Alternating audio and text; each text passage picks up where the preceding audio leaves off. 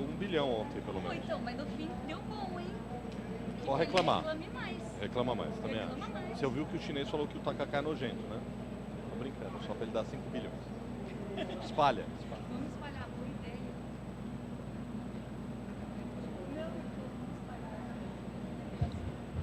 Yeah? All good? Hello everyone, good morning. Can you all hear me well? There is a little bit of interference, but I think it's going to be okay. Good morning and welcome to the Ambition Loop and Manuia session on regenerative bioeconomy, innovation. I think I'll take off the innovation, soils. Is everyone interferences as well or only mine? No, it's only mine. Let me move here. Yeah, sorry for that. I was listening to someone else. Welcome again to the Regenerative Bioeconomy, Innovation, Soils and Food System for a Sustainable Future conversation, workshop, panel. We are almost at the end of COP. This is like getting to the final line and you're seeing friends giving you a bottle of water, and before you reach the final line, that's where we are on COP. We just have 2 more days to go and almost reaching there, but we have a great set of panelists here, people who I admire a lot for many reasons, people that I know from a long time, from some time, but everyone who has a thorough commitment on regeneration and on agriculture in various ways. I would like to start introducing, let's go by the order that we have set here. Let's start with Sarita, who's a force of nature, and it works for Suzano, which is a huge player on forests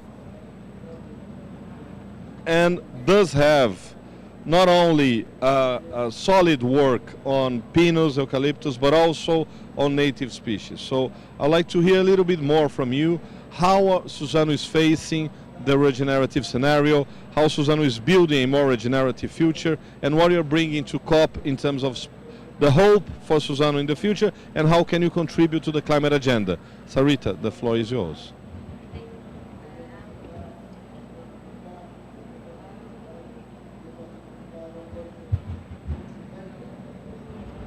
Hello, now yes.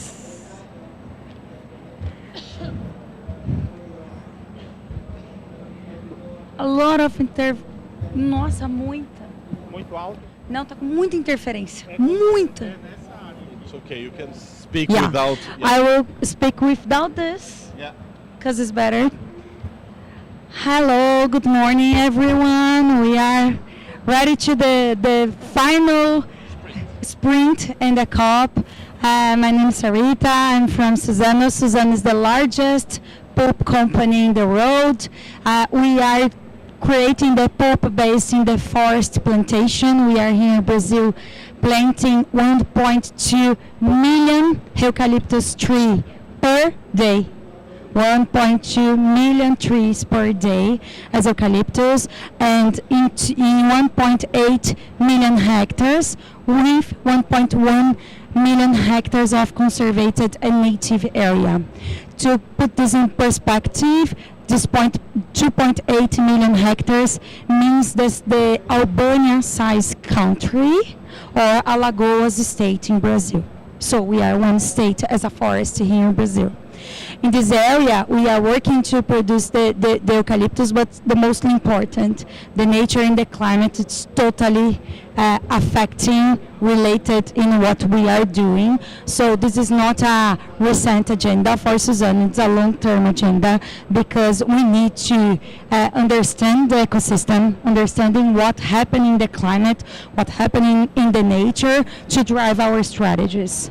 So when we come to COP, in not only COP for climate, but COP for desertification, COP for biodiversity, we are here to advocate for the forest, for the preservation, how we can create the resources, technical, financial resources to help on the forest and the agricultural value chain here in Brazil.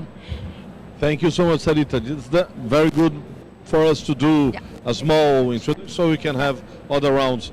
Fernanda, we worked together for many years. Fernanda is a good friend and also one of the biggest experts in sustainability in Natura, and now the director for sustainability, climate, finance, and coming from supply chains, right? So you know everything about regeneration. Can you tell us a little bit more on the brilliant work that you've been putting together in the last few years and what you see for the future, right? Because Natura is aiming for becoming a nature positive and regenerative company. Yes, thank you. Good morning, everybody. Thanks for having me here. Natura is a Brazilian cosmetic company. Sustainability is in the center of our strategy. We are selling cosmetics in a direct sales model because we have more than 4 million consultants selling our products in this way. So it's a kind of social business. And we are using natural ingredients in our formulas, so we are directly connected here in the Amazon rainforest because we are co-developing our ingredients with the local communities. Nowadays we have more than 45 ingredients that we co-create with these families. It's more than 10,000 families in our entire value chain. We are now structuring a kind of agro-industries to create more value and generate more income for these families. So it's very interesting. I'm so happy to be here in this COP in the center of our Amazon rainforest and talking more about nature solutions, because in the other years we were at the climate change COP, but we were trying to connect these topics. And this COP, I saw a lot of discussions talking about how we could talk about nature in the center of the discussions, how we can talk about people, because it's not only about climate change, it's the way that we could see climate change impacting nature and people. So for us it's a pleasure to be here and talk about this incredible experience. Thank you so much, Fernanda. Nathalie, soyez bienvenue. This is just the first round. Nathalie, we have the privilege and the honor to have her with us, Chief Sustainability Officer Global Danone. And Danone is a super well-known company everywhere, especially in Brazil, beloved company. And you guys are really shifting the needle on regeneration and agriculture and bioeconomy. So can you say a little bit more about your work and how are you crafting those transformations? What is exciting you on the regenerative agenda? All right, so thank you for welcoming me. So yes, it's true that at Danone, so we are a worldwide company, so operating in 55 different countries. Half of our business is about making yogurts. So yes, we do yogurts from fresh milk in all those countries. So we collect the milk with the farmers directly, and then we transform them in our plants in the countries. But on top, we also have some bottled water where we protect the watershed, and on top we also have baby food and so on. So we have a long-term commitment behind sustainability. We say that we have a double performance agenda, economic performance and responsibility. So this is embedded in the highest level of the company, and for that we have quite a number of KPIs and commitment. And one very critical, of course, is reduction of carbon footprint, but also reduction of methane. And we were one of the first to take the methane pledge, reducing by 30% the methane by 2030. We are already progressing on that, and this is based mostly with a very strong commitment together with the farmers. We have in our network more than 50,000 farmers, and they are with different profiles. It could be very high level expert farms, middle size, or very, very small with 2-3 cows. And the majority of our footprint is in the scope 3, what we call the scope 3, which means the farmers. So our responsibility is to really work hand in hand with them to obtain results and to transform agriculture. So my what makes me awake at night is how we are going to catalyze the agriculture transformation, how we are going to support that, how we are going to convince more finance to channel to that. And we have a fantastic case here in Brazil that I would share a video for, where we can see live what it is like transforming a farm to regenerative agriculture for the benefit of all, benefit for the farmer, benefit for the cows, and benefit for the climate. So this is what we dream to expand and scale up. Très bien.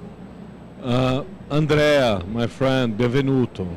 We were yesterday in AgriZone and I heard your brilliant remarks, and I'd love to hear a little bit more on what excites you for this moment we're living and what brings regeneration into something feasible on a global scale. We see a beautiful picture here of an agricultural field from the Andes. So this has been an agricultural field for the last 4,000 years.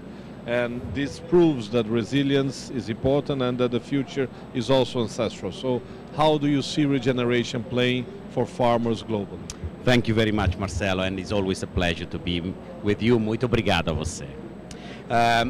I'm the Secretary General of the World Farm Organization. We are a second level organization. We bring together about 60 countries, 75 national farm and cooperative group. But the last count some 300 million farmers, more or less, direct part of our group. And obviously all of them are facing a similar challenge, either if you are a large farmer in Brazil or a smallholder in Rwanda. Climate change, or the impact of it more correctly, reduction of biodiversity, desertification, so the triple planetary crisis. On top of that, in recent year, market volatility and geopolitical insecurity. So that's the negative part. The positive is that farmers, they work with nature. Our members truly believe that they can be a positive force of change on both adapting and mitigating climate change. The only sector that can do the two things at a time. Of course, the issue is that sometimes they feel alone in this journey. And we are pleased to hear that companies are imagining different way of transforming their supply chain in a value chain for us. And that's a good point.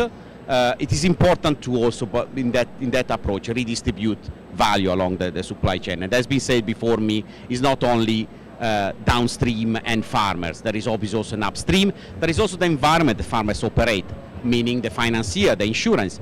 But even more important, and I was just coming out from the RAIZ launch initiative, it's also the policy framework and the vision of the state.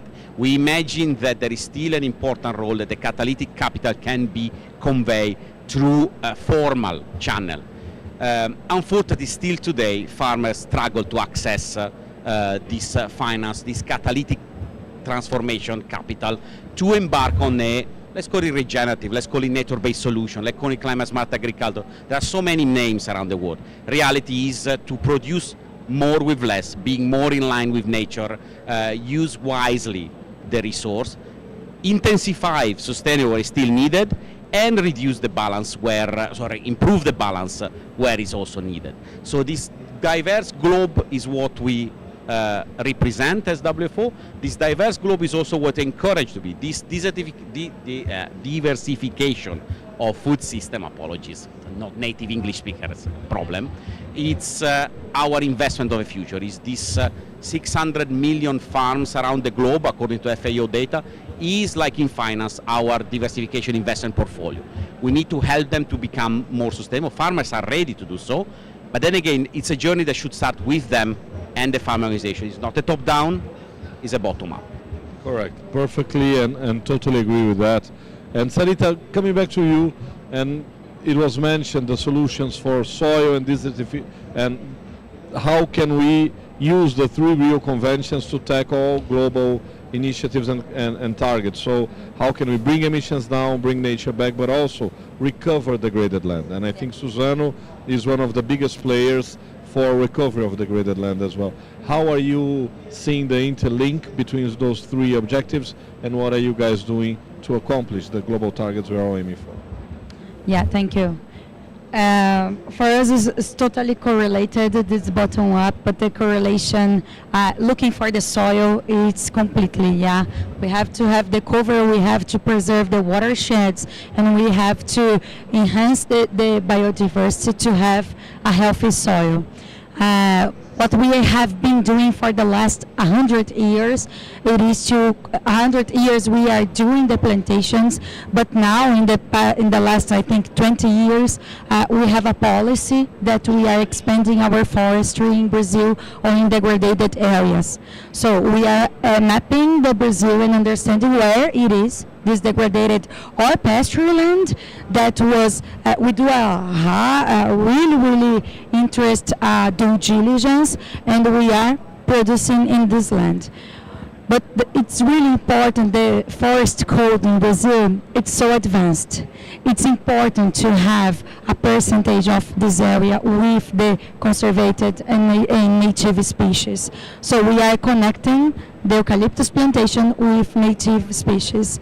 And in the native species, most of the times, it is a degraded area. So we have to restore.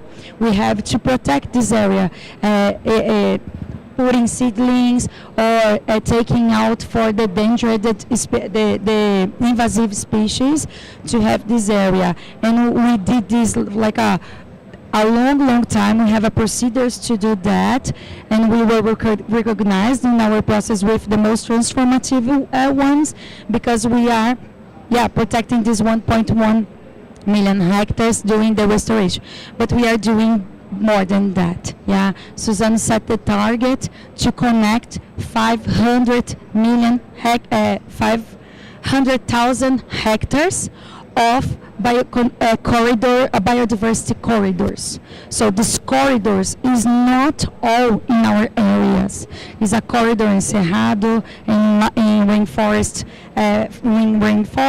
and Atlantic forest. So we want to work with our neighborhoods. Sometimes they are not our suppliers, they are our neighborhoods, and we want to work with them to restore and create these corridors. Very good, and very important project, because nature does not respect the boundaries that we set, so the corridors are fundamental. DFA, how are you setting the targets for the future? I know you have long-term commitments, and which are the dimensions that you are foreseeing to connect the goals from Natura to the 3 Rio conventions? So how are you envisioning bringing emissions down, bringing nature back, and recover degraded land? Yes, I can talk a little bit about our main challenge, because we have the most important part of our inventory is related to our value chain. So when we are looking since the beginning that we started this journey in 2007, and since then we reduced more than 40% of our emissions. We have our operations with mostly 8-9% reduction, but we are still facing some troubles and challenges related to our value chain. I think it's the same for Danone. And the most important material and raw ingredient that we have in this way is palm oil. Palm oil usually is cultivated in monoculture model, and we are for a long time investing in partnership with Embrapa to establish an agroforest systems for palm oil. Now we have 700 hectares implemented here in the Amazon rainforest in partnership with a cooperative called Canta, but we are still looking for investments to increase this model, because we could combine more than 10 species at the same agroforest systems. We are using cocoa, a lot of native species for wood, and we are looking for money to implement that, because if we achieve this target, we could reduce more than 20% of our emissions looking for our raw ingredients. And we are still looking for some opportunities related to transportation. I had yesterday I had an important discussion related to that, and especially here in Brazil, because we have alcohol and we are implemented alcohol in our operations to deliver our products to our consultants in Brazil. But we have a lot of challenge if we are looking for the different countries in the Latin America, especially Chile, Mexico, and Colombia, that we are looking for some initiatives, and we could use, we could develop new biofuels to use in our operations, because transportation is another challenge for us.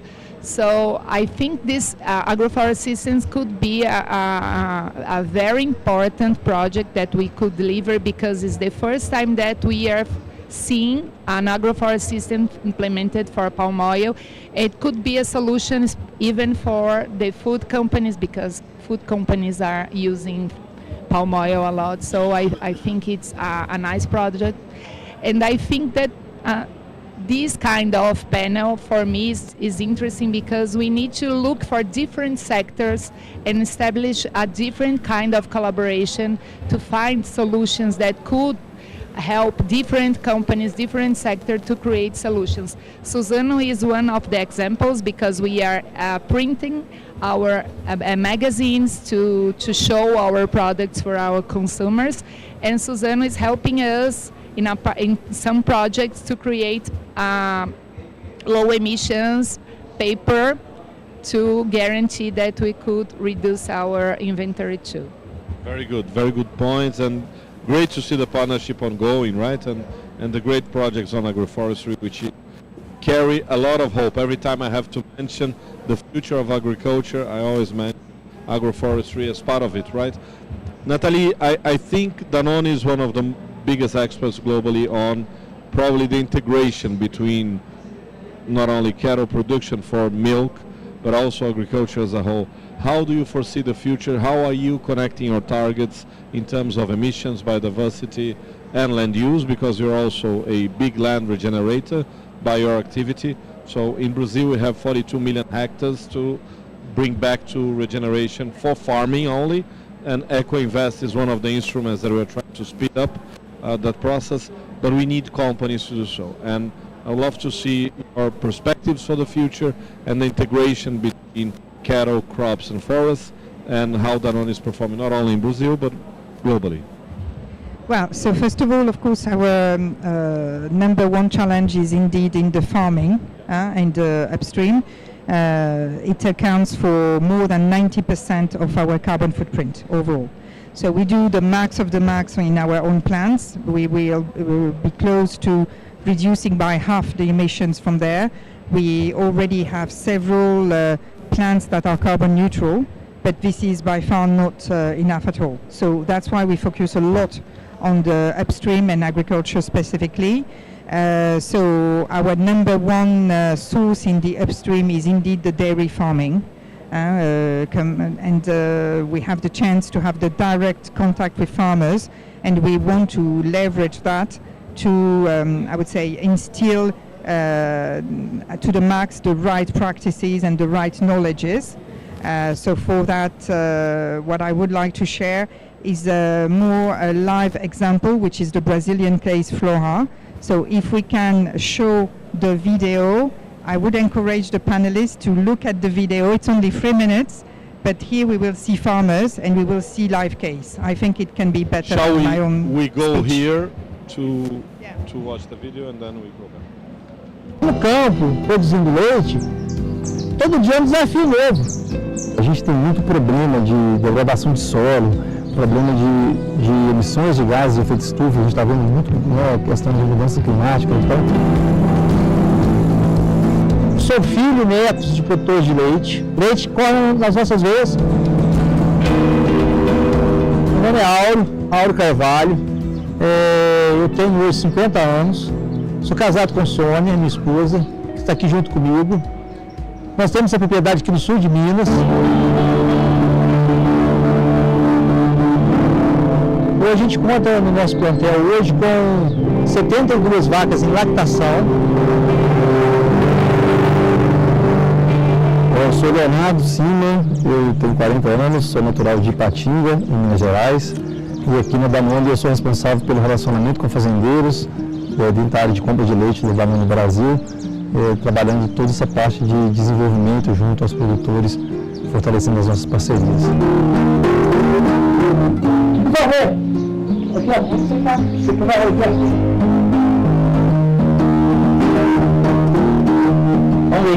leite padrão de Danone, rico em proteína e gordura. No campo, produzindo leite, todo dia é um desafio novo. A gente tem muito problema de degradação de solo, problema de emissões de gases de efeito estufa, a gente está vendo muito questão de mudança climática, então é um desafio que a gente vem vivenciando e vai ter que trabalhar muito forte nisso para melhorar condições de solo. Se você cuida bem da terra, você faz o plantio direto, se você protege ela, não deixa a erosão entrar nela, ela vai te retribuir em produtividade. Umidade do solo. Muita umidade. A terra está viva. Tem vida na terra.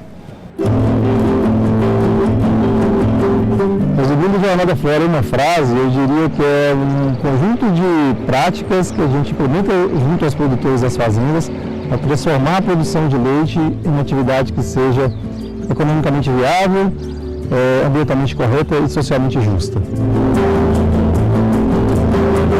A gente melhorou muito, a gente tomou a decisão de fazer o compost barn, onde a gente tem os animais hoje, todos confinados, os animais que têm lactação. A gente conseguiu subir nossa média de 28 para 33, 34 litros, até 35 em algumas épocas. Ele tem um melhor ambiente para a produção de leite, isso trouxe para ele qualidade de vida, para os funcionários qualidade de vida. Então é práticas de agricultura regenerativa na prática mesmo, sendo aplicadas ali no dia a dia, e hoje a gente chegar aqui e ver tudo isso acontecendo é muito gratificante. Eu enxergo com muito bons olhos, eu vejo muita coisa boa acontecendo aqui, eu vejo melhorando a qualidade dos animais, a genética dos animais, eu vejo a gente aumentando produtividade no leite, aumentando nossa escala, aumentando produtividade na lavoura. Com essas mudanças que nós implementamos, cada ano que passa a gente vai melhorando os nossos números. Então, estou ansioso para ver o futuro. O futuro é bom, muito bom. Se fosse vocês aqui, eu já teria deixado a atividade, com certeza, seguro. Eu tenho orgulho de fazer parte da empresa, eu me sinto parte. Com certeza. Eu lá no finalzinho, eu faço um pouquinho de leite que a gente envia e eu me sinto orgulho.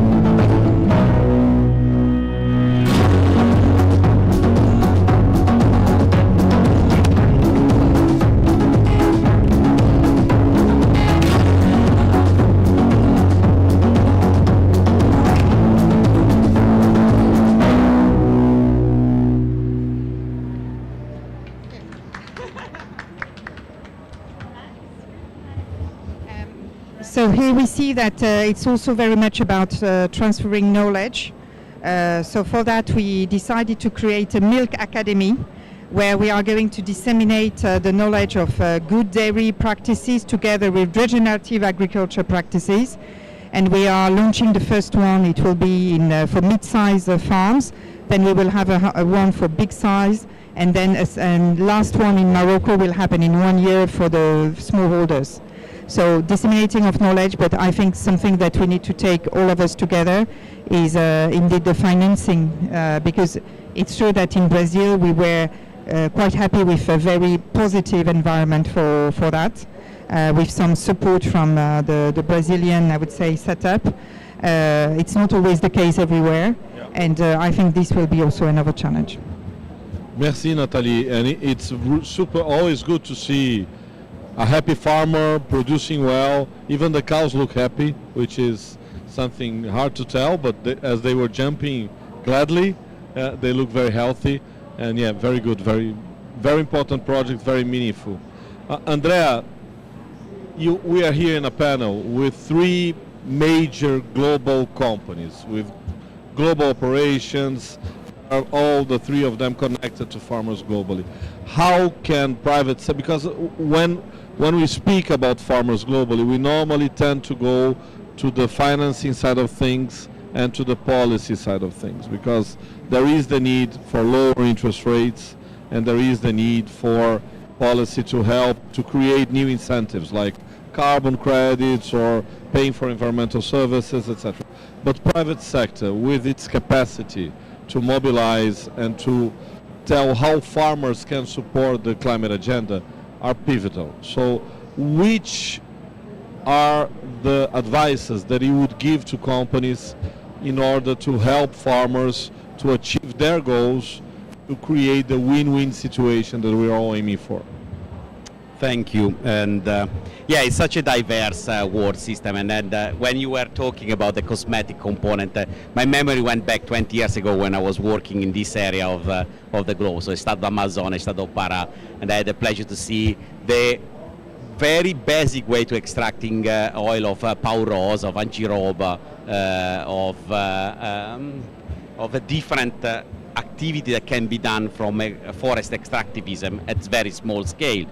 And that was clear that obviously a company could have helped through maybe contract farming, so long-term contract to allow to invest farmer in infrastructure, in knowledge, in capacity. It's obviously not fall only on the shoulder of the private sector alone, but in a situation where farmers are operating with very tight margin and a uncertainty both of the market and the climate, knowing that you have a secure market for more than one season is already a good starting point.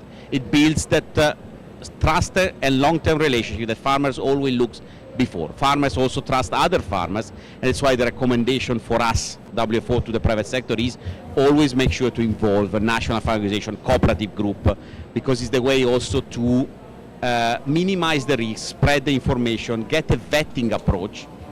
Farm organization can operate as a meaningful interface between farmers and private sector, but also the legislative environment, so can also be a source of information and an advocacy point, so towards government and institution to enhance or facilitate contract farming and involvement along rebalance of power along value chain and long term.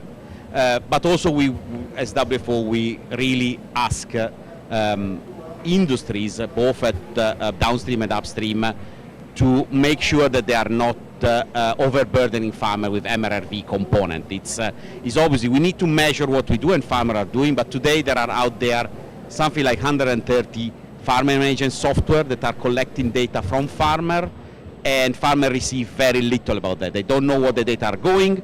They are not rewarded for that part. I have a very interesting discussion at the beginning of this year in Davos with several industries on about what data are for farmer. Are a new crop? Can I harvest data? Can I sell data? Can I be rewarded? Doesn't mean economically. Can be also in terms of access to service. That's why we keep advocating involvement of farm organization. Or data is only a tool for farmers to improve. It's a mix of both, of course, but the angle that we look at that is very different. I mean, it's a request that farmers sees valuable for them, or is felt as an imposition to measure something that benefit other actors along the value chain. So these key messages for us are very important. Then, of course, and as been mentioned before, training, capacity building, supporting, admin capacity is all part of a larger package that today, and here I'm speaking more as an agronomist, unfortunately extension service are challenging worldwide. There is not everywhere an Embrapa and a Brazil model. So public-private producer partnership are probably a future on that. I will always, again, push on the button of farmers organization and cooperatives. They have a vested interest to offer service to their member. They can be a powerful ally along the way. And I conclude on one point. I mean, we are here sitting in a COP30 space. We are coming to, I suppose, a major agreement that will come of the outcome of this COP Brazil. We are here of a just transition. For us, not only WFO, but as the facilitator and coordinator of the farmer constituency at COP, we want to make sure that there is a just transition for all farmers. It's it's hard to imagine. We're talking about a lot of farmers, but if this just transition benefit only one group, one sector, that sector win, but we all lose. Very, very, very good points, my friend, and very sharp on them. I think we have now, we could do, I think, a very quick final round and then open the floor for questions if people have some questions.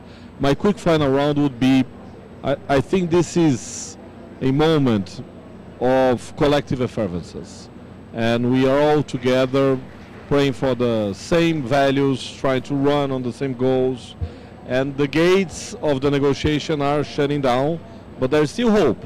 So negotiators are right on the corner, so taking the corridor. If you have to ask one thing that you think would be important to take away from COP30, what that would be, and how would you ask negotiations to go to? And we'd love to hear 2 minutes of each one of you, what you hope to expect from COP30, knowing that Natalie has another panel on noon, so she has to leave for a political appointment. Yes. So I'll start with her. Natalie. Yes, so I will meet some European members of Parliament, so exactly for that. so sorry for accelerating. So first of all, I think that we should all advocate that food and agriculture is part of the solution, and that should be on the map. It seems that a lot of very high tech is occupying top of mind, and of course a lot on the, I would say, on the energy side, which are usually, occupying completely the stage. I think agri and food should be much more vocal in general. So we are also part of the solution. So we are also facing certainly the biggest challenge also, and we deserve attention, policy frame, access to finance, and also I would say coordinated pathway also on this area, so that we create the momentum to where we can all of us operate better. So agri and food as part of top of the agenda also. Thank you so much. Before I release you and ask for a quick round of applause for you, please tell the European negotiators to bring the bioeconomy into the final text, because it's not there yet, and apparently Europe was the one opposing to that. So please bring bioeconomy, make bioeconomy great for the first time. Thank you so much, Natalie. Big round of applause for you. You are really. Sarita, what do you want to take from negotiation? I fully agree with Natalie, and my hope it is to do not, we are like a really intense, including here in this COP, the no energy topics, because the energy was always the topic, and now we are discussing about food, agriculture, indigenous people, forestry, and my hope is that it keep continuing into the agenda, just this. Very good, thank you so much. Fe, what do you expect to extract from negotiations? Yes, the same that you mentioned to Natalie. I think we need to include bioeconomy and to create a consistent discussion related to that, because we are just starting putting this topic in the discussions.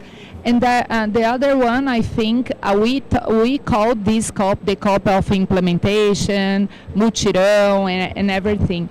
And I think we have a strong opportunity to create, to continuously sustain this agenda of collaboration, talking, combining the different solutions that we could scale up. So my pledge is for the private sector especially, to create consistency and to open the space to scale up the solutions that we have here. Thank you so much, Fernanda. Andrea, che cosa voglia? Tanto. Well, we have a lot of point and comment and suggestions to make, but I will stick to 3, and I will stick one that is, let's say, past, present, and future approach. Very good. So one is, when negotiators are back home, continues to engage with national farm organization, cooperative farmer representative, to build the fact that the climate COP is not a snapshot, is a movie, is throughout the year. Present. So we are here, they're making decisions. So for us, among the different points is at least make finance available accessible, and predictable farm level. Too little is still coming to farmer for transformation, and that should change if we are talking about an implementation goal. Future, we are moving towards a COP31 that seems that has been decided. We know already COP32. At least, I mean, we will see each other in Addis, that's for sure. Next year, I'm not so sure where we'll be, but we will be somewhere. Yes, Turkey with some mixed presidency approach. But then that means ensure agriculture negotiation remains relevant and future-oriented. And that will be for the future component. Thanks. Thank you so much, my friend. And I think we're all wishing for the same things. So let's unite and let's create a movement for agriculture, regeneration, bioeconomy to be more central and more visible, because that's what really the needle can change. And I think the energy agenda is a very important one, but the one that really mobilizes people, that has billions involved, it's the land use agenda, that's for sure. Now I want to pass the floor to the audience to, if we have any questions. I know Maria Paula has to do one because she told me at the beginning that she had 1,000 questions, so at least one will be the fire starter. You always ask your friends to help, and if anyone else wants to make a question, please feel free. Maria Paula, the floor is yours, my dear. Thank you for the opportunity. So unfortunately, my question, I think it was for Natalie mainly, but I think maybe you can help me because Natura, I already know the answer. But how do you see the possible influence of your sector of activity, like through best practice, for example? Or is regeneration a competitive differentiation for your strategy? So it's possible to think in terms of how to work with the sector and not only as a company.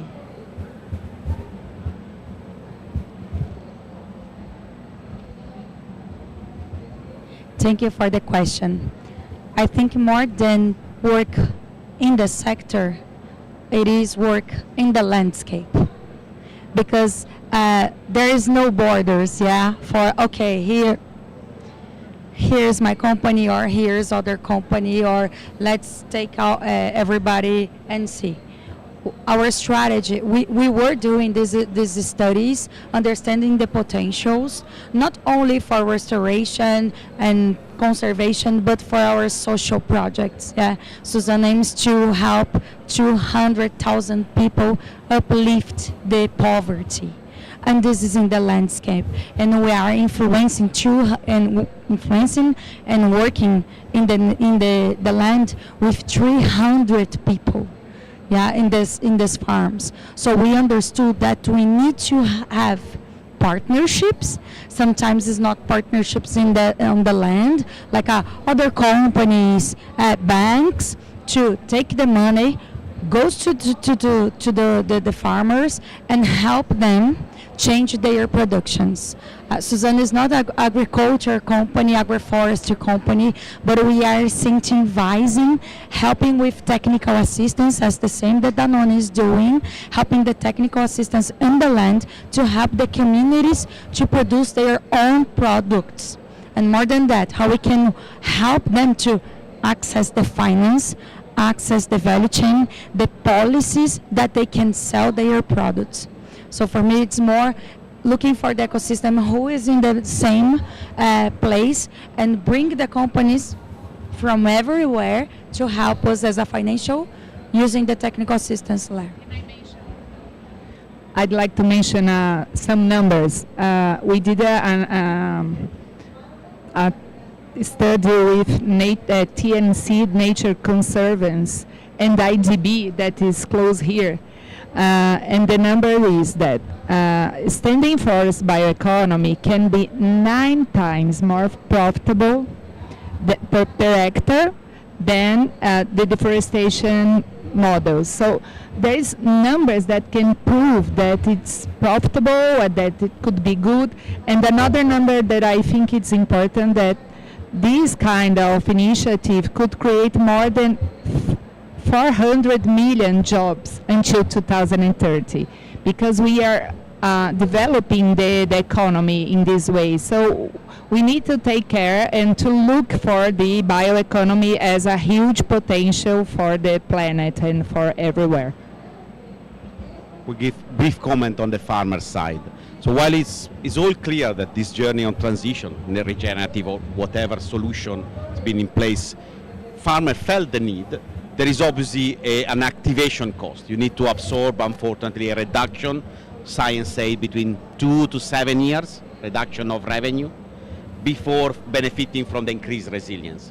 On that part, it's important for farmers that are not left alone to bear on their shoulder the cost of this transition. So that's why alliance along the value chain and catalytic capital are important for this component, because we all acknowledge, as from the farmer community, that the transformation can be an important space for decarbonizing supply chain for industries, which are obviously our partner, but then we want to make sure that this is, let's say, the share value is shared equally, both on the burden side, but also on the revenue side.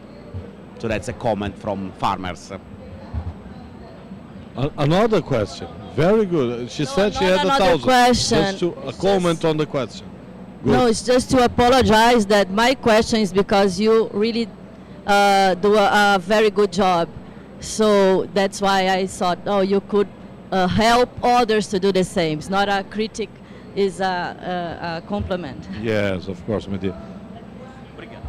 We are imploring for partners. We are looking for any partner that wants to do this type of project with us.